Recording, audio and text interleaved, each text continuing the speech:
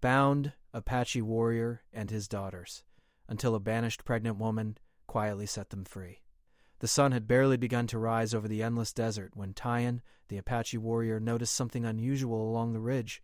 The morning air was dry and warm, carrying the scent of dust and sagebrush. Tyan was a tall, strong man, with eyes that seemed to see everything around him. He had lived all his life in these lands, learning from his father and his father's father the ways of the desert. Every rock, every tree, every curve of the hills was familiar to him. He moved with caution, his hands instinctively resting on the small knife at his waist. His daughters, Ahiana and Chinoa, were still asleep in their small tent, tucked behind a cluster of rocks that provided some shade and shelter. Ahiana, the older one, was just 10, but her eyes already held the curiosity and caution of someone who had seen life's harsh realities too early. Chinoa, the younger, was only 7, always laughing and asking questions, always full of wonder even in hard times.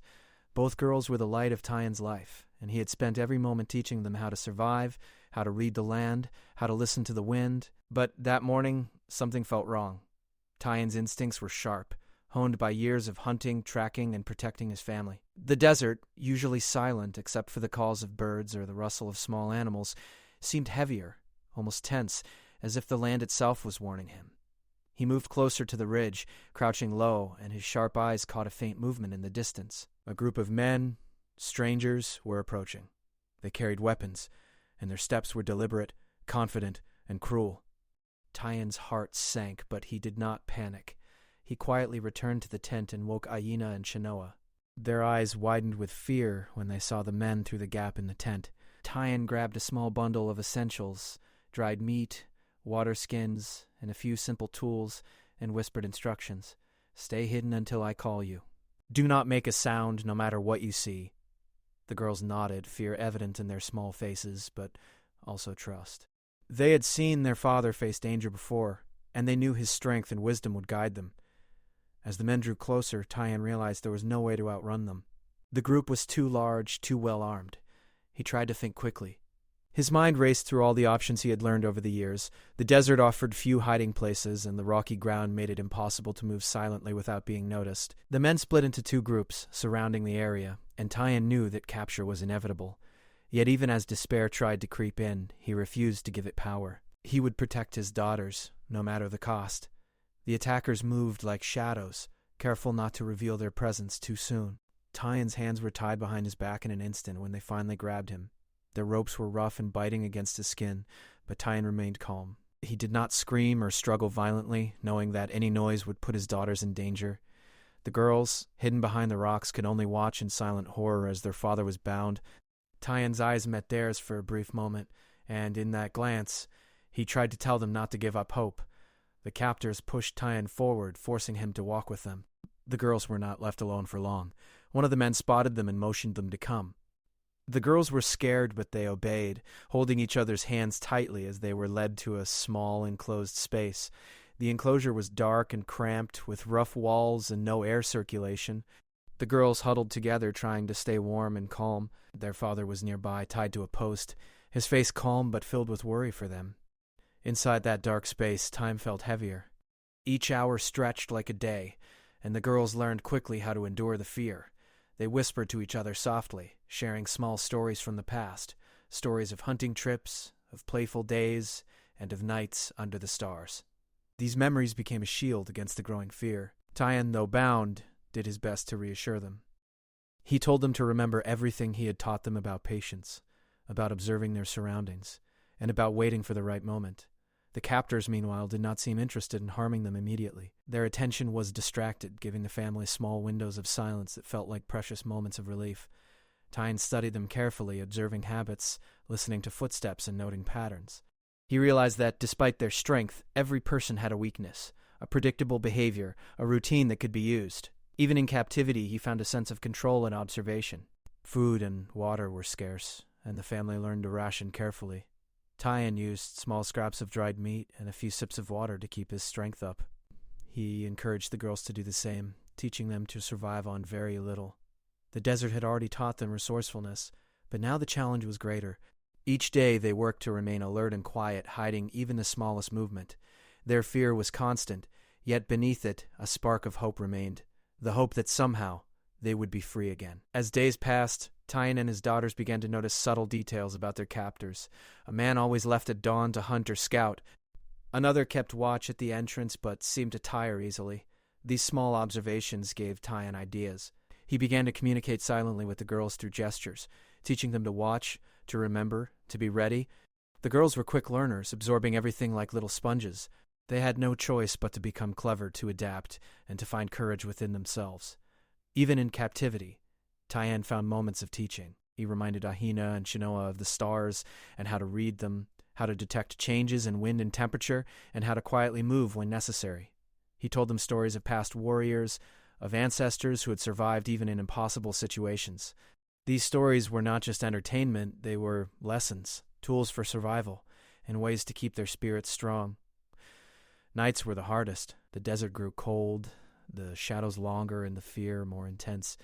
Yet it was also during these nights that Tyan's mind worked the most. He studied the ropes that bound him, the placement of the guards, and the weak points of the enclosure. Every small detail mattered. Every sound of a shifting stone or a distant animal became part of a larger picture, a map of opportunity that he hoped would one day lead them to freedom. Despite the fear and uncertainty, there was an unspoken bond that grew stronger each day. Tyan, Ahina, and Chinoa relied on each other entirely. They shared warmth, whispered encouragements, and comforted one another when despair threatened. The girls began to notice the strength in their father's calm demeanor and learned that bravery was not the absence of fear, but the choice to act despite it. By the end of the first week, the captors had grown careless, assuming that the family had no chance of escape. This false sense of security gave Tyan a glimmer of hope. He realized that patience, observation, and quiet determination were their greatest weapons. Though the ropes bit into his wrists and the walls of the enclosure pressed close, he silently vowed that he would find a way out for himself and for his daughters. The desert outside remained unforgiving, a vast expanse of sand, rocks, and sun. But within the enclosure, a small light of determination burned. Tyan whispered to his daughters as they drifted to uneasy sleep, "We are not finished. The desert is harsh, but it also belongs to those who know it. And I know it. We will find our way." Though bound and surrounded by danger, Tyan and his daughters had already begun the first steps of survival. They were learning the hardest lesson of all, that hope, patience, and unity could endure even in the darkest moments. And deep in the silence of that desert prison, a small but powerful spark began to grow. The spark of a plan, the spark of escape, and the spark of life that could not be broken. Nokomis walked slowly, her hand resting on the small swell of her belly. The desert sun beat down relentlessly, warming the dry sand and the jagged rocks around her. She had been walking for days, ever since her tribe had cast her out. The reason for her banishment was not entirely clear, even to her. Some said it was because she had spoken a truth they did not want to hear. Others whispered that it was because she was expecting a child without the proper blessing from the elders. Whatever the reason, she was no longer welcome among the people she had known her whole life. Being alone was terrifying, but Nokomis had survived before. She had learned from her mother how to find water in the driest places, how to recognize which plants were safe to eat, and how to listen to the wind to know if danger was near. She remembered the stories of her ancestors, who had survived the harsh desert for generations, and she drew strength from them. Every step she took, every careful movement reminded her that even when people turned their backs, life still offered chances to endure, to survive, and to help. Despite her condition, Nokomis moved with determination. The desert was a vast and unforgiving place, but she knew that somewhere within it, people still lived, people still needed help, and perhaps she could find a purpose in this loneliness. The days were long and the nights were cold, but her mind was sharp. She studied the landscape, noting patterns of animal tracks, listening for signs of water, and avoiding areas where she sensed danger. Her senses were alive in a way that only someone who had been cast out could understand. On the fourth day, as the sun rose in a pale orange sky, Nokomis saw smoke curling in the distance. It was faint, almost invisible, but to her trained eyes it was a sign that someone was nearby. She paused, listening. The desert was usually silent except for the whispers of wind and the occasional call of a bird, but today she heard voices. They were soft, almost muffled, but unmistakable. Her heart quickened. She did not know who they were, but she sensed immediately that these were people who might be in trouble. As she drew closer, she saw a small enclosure tucked between rocks, barely noticeable unless one looked carefully. And then she saw them. A man, bound with rough ropes, and 2 young girls huddled together. They were clearly captives. The sight struck her deeply. The man's eyes were calm, but they held worry and determination. The girls clung to him, their faces pale but alert. Nokomis's heart ached at the sight. She had known fear, she had known loneliness, but she had never seen anyone as vulnerable as these children, yet she also saw strength in their quiet endurance. Nokomis crouched behind a rock, careful not to make any sound. She watched the captors. There were several men, all armed, moving about the camp with a sense of confidence that only comes from believing one is in control. Nokomis knew, from the way they moved, that they were experienced, dangerous, and not to be underestimated. But she also noticed their patterns, their habits, the small ways in which they became predictable. One man always left the post unattended for a few minutes after midday. Another would settle in a corner to smoke, leaving a blind spot in the enclosure. Every detail mattered. For hours she studied them silently, her breathing controlled, her mind sharp. Despite the growing weight of her pregnancy, she moved carefully, quietly, and with purpose. She thought of her own mother, who had taught her that courage was not the absence of fear, but the choice to act despite it. Nokomis knew that she could not simply leave these people to suffer. She could not. The man and his daughters depended on someone noticing them, someone acting, and somehow she was that someone. That night, under the cover of darkness, she moved closer. The moon hung low in the sky, casting pale light across the desert. Nokomis approached the enclosure cautiously, listening to the movements of the captors. She found a small, loose stone near the base of the enclosure. With careful hands, she managed to nudge it under the post where the ropes binding the man were tied. It was a small gesture, almost imperceptible, but it was a start. The man Tyan noticed immediately. His eyes widened slightly when he felt the rope loosen ever so slightly. He looked at the girls and made a subtle motion, signaling that help might be near. The girls whispered to each other, their hearts filling with cautious hope. Nokomis had not yet revealed herself, but she had already begun to change their lives. The smallest act of bravery could ripple into something much greater, and Tyan knew it. Over the next several days, Nokomis continued her quiet work.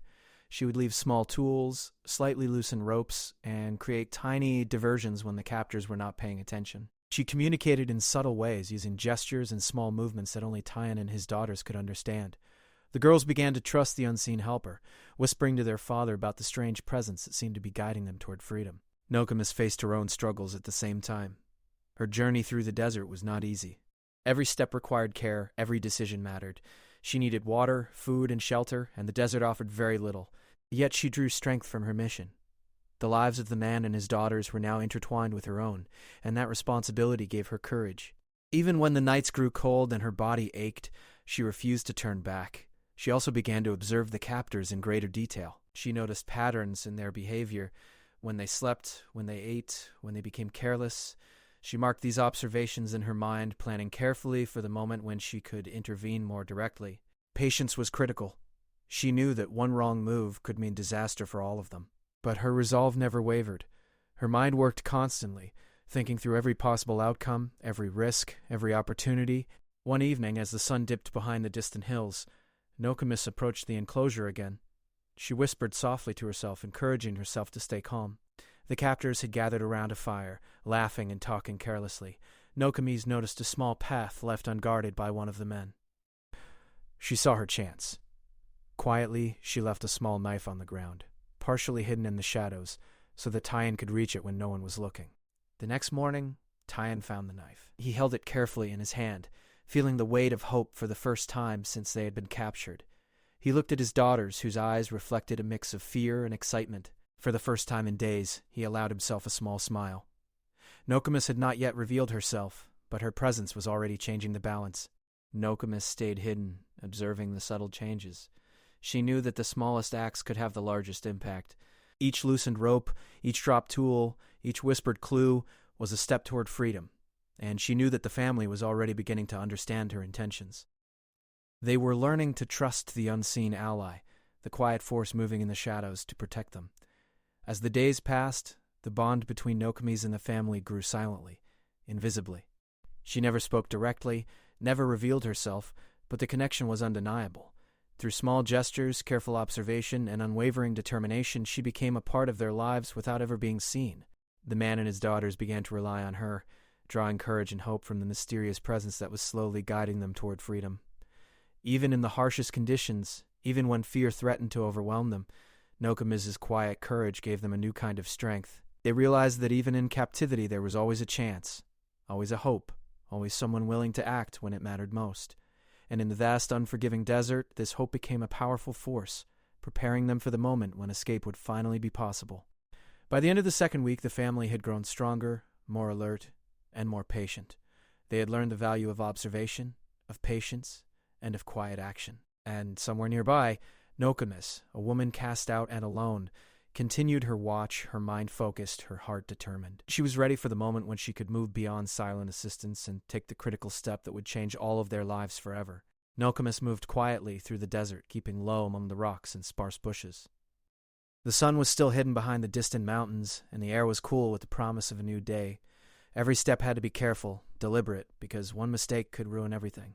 She had already observed the captors for days, learning their habits, their movements, the times when they were careless. Now she was preparing for something more, something that required precision, courage, and patience. Her mind worked constantly. She thought about the ropes that bound Tyan, the way the girls huddled together in fear, and the moments she had already been able to help them with small tools and loosened knots. Each detail mattered. The smallest clue, the tiniest distraction, could make the difference between life and death. Nokomis had always trusted her instincts, and her instincts told her that it was time to plan carefully for a real escape. The desert was quiet except for the occasional call of a bird or the rustle of a small animal. Nokomis moved silently, scanning the area around the enclosure. She noted where the captors gathered during the day, when they would take breaks, and the paths they walked. One guard would always move to the same spot to fetch water at a certain time, leaving a small gap in the perimeter.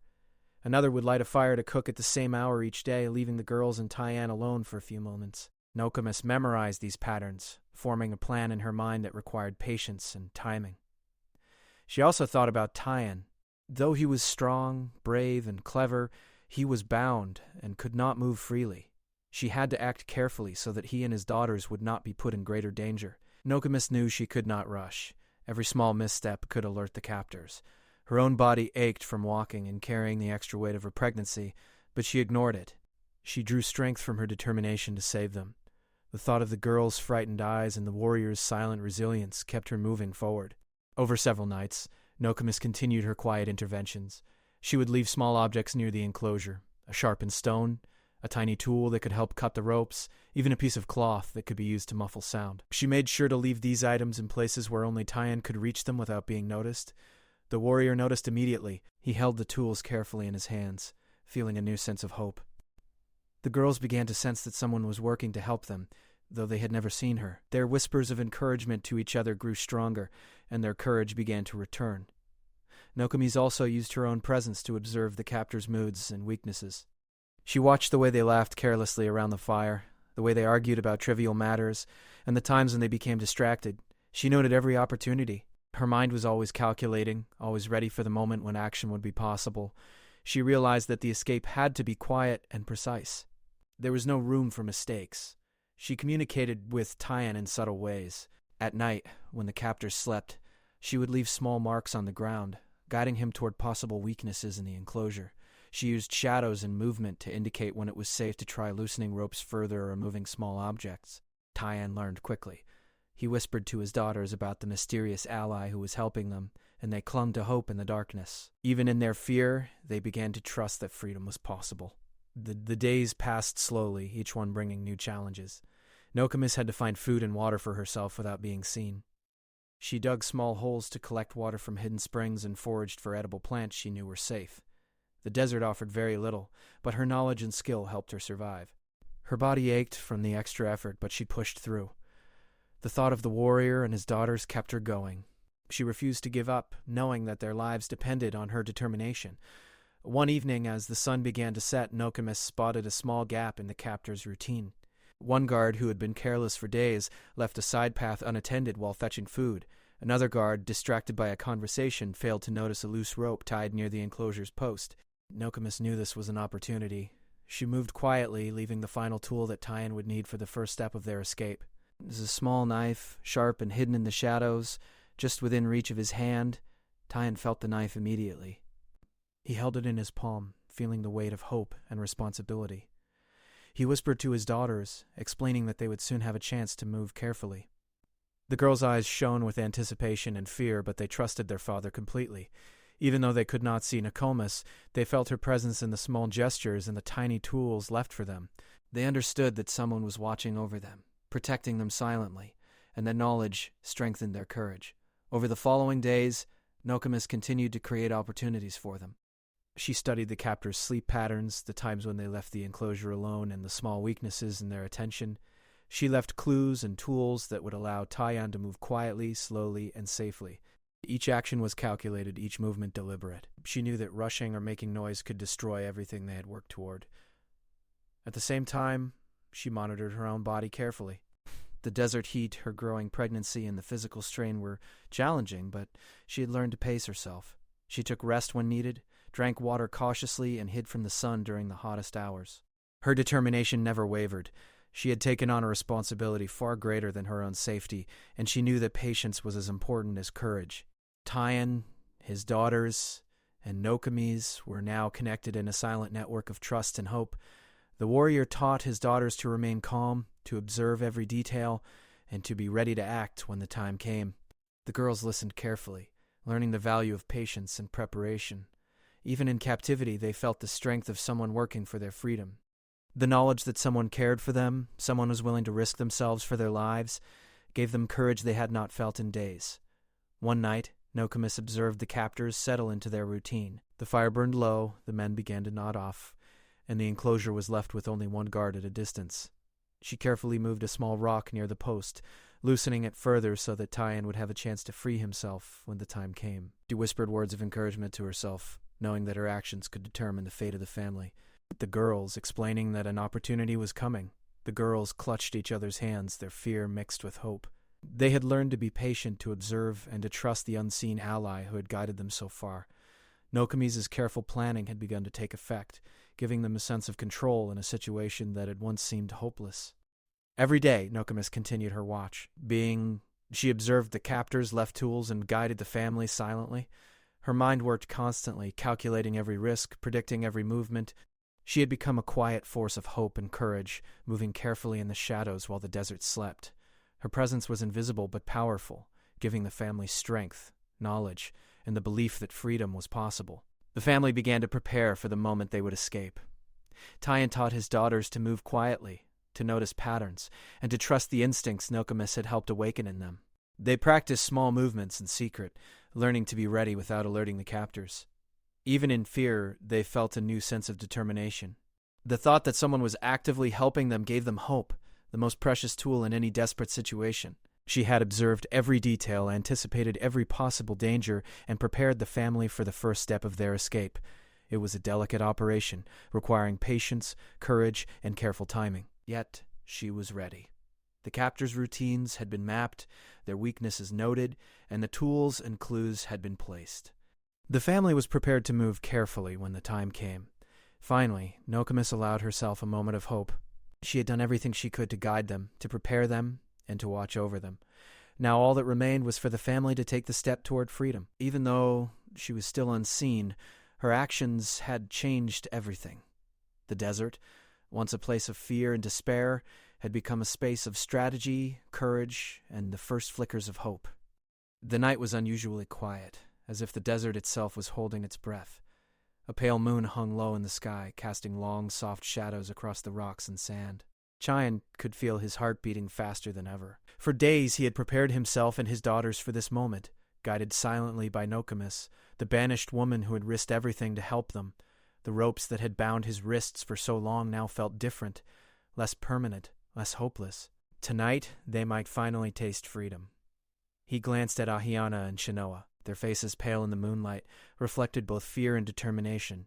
They had learned from their father to be brave in small steps, to pay attention to every sound, every shadow, and every movement. They held each other's hands tightly, drawing courage from the bond that had kept them alive. Tyan whispered softly, "Remember what I taught you. Watch, listen, and follow quietly. Together, we will be safe." The girls nodded, their eyes wide but resolute. Outside the enclosure, Nokomis crouched behind a cluster of rocks, her eyes scanning the perimeter. She had studied the guards' routines for days and nights. Every detail mattered. One man always fell asleep first by the fire, another checked the perimeter less frequently after midnight. She waited until the perfect moment when the majority of the captors were distracted or resting. Even a single misstep could mean disaster. Nokomis adjusted her footing carefully, aware of the extra weight of her pregnancy, and reminded herself to stay calm. Patience was the key. Tyan began with a gentle tug on the ropes. They were slightly loosened from Nokomis' previous work, just enough for him to wriggle his wrists slowly. The sound of the rough rope against the wooden post was minimal, but each movement required careful precision. He moved inch by inch, feeling the rope give way under his efforts. The girls watched silently, barely daring to breathe. Their father's calm presence reassured them, and they followed his subtle instructions to adjust their positions, keeping low and quiet. The first rope fell free. Tyan exhaled softly, careful not to alert the guards. He looked toward the shadowy perimeter of the camp, searching for the tools Nokomis had left for him. The small knife hidden in the dirt became his next lifeline. With careful hands, he cut the remaining bindings, feeling a mixture of relief and tension. Every second mattered. Every noise could give them away. The girls followed his lead, watching him closely, learning each subtle motion. Nokomis had already created a distraction. A small rock, nudged earlier, had rolled across the sand near the fire, catching the attention of one of the guards.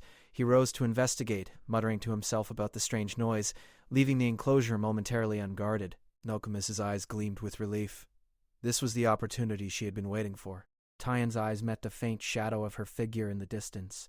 Though he could not see her clearly, he knew she was watching, guiding, protecting. One by one, Tyan and his daughters began to move. Their steps were slow, deliberate, and silent. The girls followed closely behind their father, trusting his strength and experience. The ropes, the enclosure, the captors, they were all part of the past now, slipping behind them as they advanced toward the darkness beyond the camp. Nokomis stayed just out of sight, ensuring that any movement by the guards would be diverted, masking the family's quiet steps. The desert stretched out before them, vast and shadowy. Every rock could hide danger. Every whisper of the wind could signal discovery. Tyan led the way, crouched low, moving from shadow to shadow. The girls copied his movements, careful not to make a sound. Nokomis kept close enough to monitor their progress, but distant enough to avoid detection. Her heart pounded in her chest, but she did not falter. This was the culmination of days of careful planning, observation, and silent courage. Suddenly, a guard stirred near the fire. His hand reached for his weapon, and Tyan froze. Every muscle tensed, every heartbeat loud in his ears. The girls pressed against his side, trusting their father's instincts completely. Nokomis' presence was just beyond their sight, ready to intervene if necessary. The guard yawned, glanced briefly at the shadows, and returned to his place. The moment passed, and Tyan motioned for his daughters to continue. Each step forward was measured, each movement deliberate. As they neared the edge of the camp, a small challenge appeared. The terrain became rocky and uneven, making movement more difficult in the dark. One of the girls stumbled slightly, her hand brushing against a jagged stone. Tyan caught her instantly, pulling her close and whispering words of reassurance. "Stay calm. We are almost there. Keep moving slowly." Chenoa nodded, her small face set with determination, and they continued. Nokomis adjusted her position, ensuring the shadows hid them completely. Finally, they reached the outer edge of the camp. The open desert lay ahead, wide and empty, offering both danger and hope. Tyan paused for a moment, listening carefully. No sounds of pursuit, no alert from the captors. The moment was theirs. He led his daughters into the open, moving low and quickly, keeping toward the rocks that offered cover.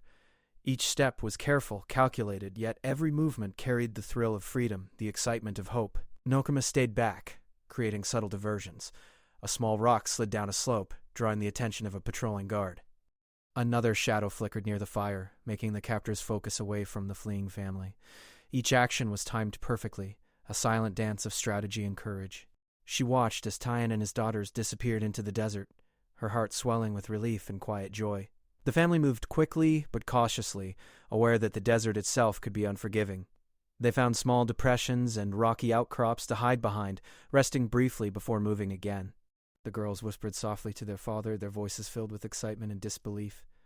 "Are we really free?" Ayana asked. Tyan smiled gently, holding her hand. "Yes. We are free, but we must stay careful. The desert is ours now, but we must respect it and move wisely." Nokomis finally approached from behind, careful not to be seen. She stayed low, her steps light and deliberate. When she finally revealed herself to Tyan, he barely believed his eyes.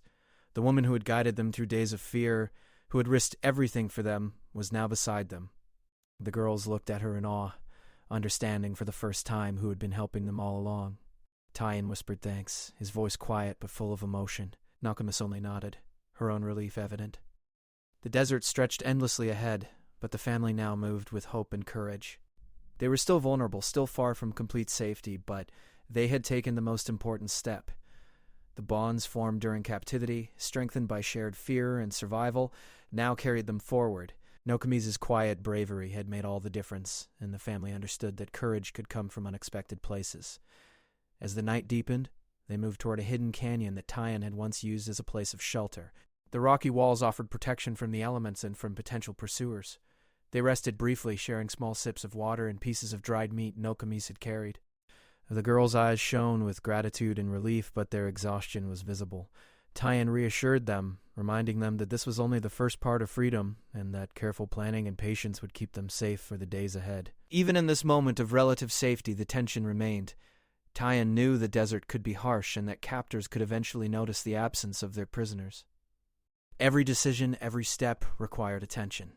Nokomis helped guide them to a small cave at the edge of the canyon, where they could rest and regain strength. The girls curled up close to their father, their eyes finally closing as sleep overcame them. Nokomis watched over them silently, a quiet guardian in the darkness. For hours the desert remained still, the night wind whispering through the rocks. Tyan reflected on the journey that had brought them here. The capture, the fear, the small tools and subtle guidance, and the courage of a woman who had risked her life to help them. He realized that freedom was not just about leaving the enclosure. It was about trust, planning, and the courage to act when the moment was right. As dawn approached, the family rested in silence. The stars faded and the pale light of morning began to touch the desert. They were free for now, and their hearts were filled with gratitude, hope, and the knowledge that even in the darkest moments, courage and compassion could prevail. Nokomis stayed close, her presence a reminder that even the most unexpected ally could change the course of fate. Tyan knew that the road ahead would still be difficult, but the most dangerous part of their journey, being trapped and helpless, was over. They had escaped the captors, survived the desert, and found the courage to move forward. The night of their escape had tested every skill, every ounce of patience, and every heartbeat. And as the first light of day touched their faces, they understood that survival, hope, and freedom were possible, even against overwhelming odds.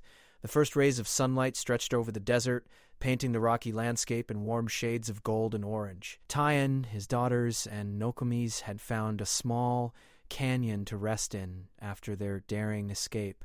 The rocky walls rose high around them, offering shelter from the sun, wind, and any wandering eyes.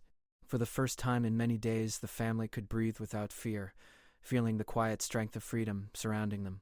Tyan watched Diana and Shinoa as they slowly opened their eyes, still groggy from the exhausting night. The girls blinked against the bright morning light, and for a moment the world seemed enormous and filled with possibilities.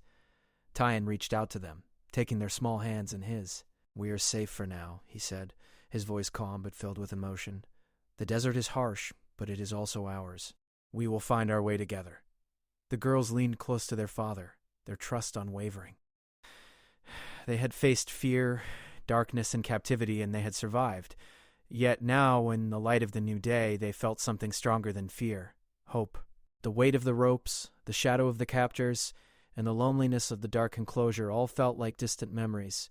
Their eyes, bright and curious, took in the rocky canyon around them, the small plants that grew between the stones, and the faint sounds of desert life awakening. Nokomis stepped closer, her presence quiet but powerful. The girls had not seen her clearly before, but now they understood that she had been the one helping them all along. The realization filled them with gratitude and wonder. Tyan looked at her with deep respect, silently acknowledging the courage she had shown. Nokomis, with her hand resting gently on her belly, gave a small smile, acknowledging the trust and bond that had formed between them. For a long moment they sat together in silence, letting the calm of the canyon wash over them. Nokomis spoke softly, sharing what little water and food she had carried. They ate sparingly, mindful of the days ahead, and drank the cold water from a small spring hidden among the rocks. Every sip, every bite, felt like a small victory, a reminder that survival was possible and that kindness and courage could create a path forward even in the harshest circumstances. Tyan began to think about the future. The desert was vast, and while they were free from their captors, the journey was far from over. They needed shelter, food, and water, and the dangers of the desert were still very real. But he also knew that they were stronger now. They had learned patience, observation, and resilience. The lessons they had taken from captivity, combined with Nokomis's courage and guidance, would carry them through the next challenges. Ayana and Chinoa were quick to adapt. Even after the exhaustion of the previous night, their curiosity returned. They explored the small canyon, touching the stones, examining the plants, and listening to the wind. Tyan watched them with pride, noting how resilient they had become. They had faced fear beyond their years, yet they had survived with courage and intelligence. Nokomis encouraged their exploration, quietly teaching them about the desert, pointing out edible plants and ways to find water. The bond between the four of them grew stronger each day. They shared stories of the past, of life before captivity, and of dreams for the future. Tyan taught the girls how to move quietly through the desert, how to observe wildlife, and how to respect the land. Nokomis shared lessons of endurance, patience, and strategy, helping them understand that even when faced with danger, calm thinking and courage could make a difference. The girls learned quickly, their young minds absorbing every detail. Evenings were a time for reflection. Around the small fire, they shared stories of courage and hope. Tyan spoke of his ancestors, warriors who had survived impossible situations. Nokomis shared her own stories of hardship and resilience, showing the girls that strength often comes from unexpected places. The firelight danced across their faces, highlighting the smiles that were slowly returning after days of fear. They laughed softly, their voices carrying across the canyon, a sound of life and freedom in the quiet desert. The desert, once a place of fear and danger, became a home where they could rebuild their lives. Tyan taught the girls how to recognize signs of water, how to find shelter from sudden storms, and how to move silently to avoid danger. Nokomis's lessons complemented these teachings perfectly, offering strategies to stay safe and to remain alert. Together they formed a team, each member contributing their knowledge, courage, and care. The bond they shared became stronger than fear, stronger than the memories of captivity. As days turned into weeks, the family found a rhythm in the canyon. They collected water from hidden springs, foraged for small plants, and hunted sparingly. Tyan and Nokomis worked together to ensure the girls had what they needed while teaching them the skills to survive independently. The girls flourished in this environment, gaining confidence and strength with each passing day. They were no longer just children in danger. They were young survivors, learning the art of life in the desert. The presence of Nokomis continued to be a source of inspiration. Though she had been cast out from her own tribe, she had found a purpose beyond herself. Her courage had saved the family, and her wisdom now guided them toward a safer future. Tyan often watched her quietly, admiring the strength she showed despite the physical challenges of her pregnancy. Nokomis never complained, never asked for recognition. Her focus was entirely on ensuring their survival and freedom. One day, as they explored a hidden path leading deeper into the canyon, the family discovered a small cave. It was sheltered, with a natural roof and enough space for them to rest comfortably. Tyan and Nokomis inspected it carefully, making sure there were no signs of danger. The girls helped collect small branches for a fire and fresh water from a nearby stream. It became their safe haven, a place where they could rest, plan, and grow stronger. In that quiet space, away from the eyes of the world, they began to feel truly free. Evenings in the canyon became moments of learning and bonding. Nokomis taught the girls how to track small animals, how to read the signs of changing weather, and how to find edible roots and plants. Tyan shared lessons of courage, explaining that bravery was not the absence of fear, but the ability to act despite it. The girls listened intently, absorbing every word, their faces reflecting curiosity, excitement, and gratitude.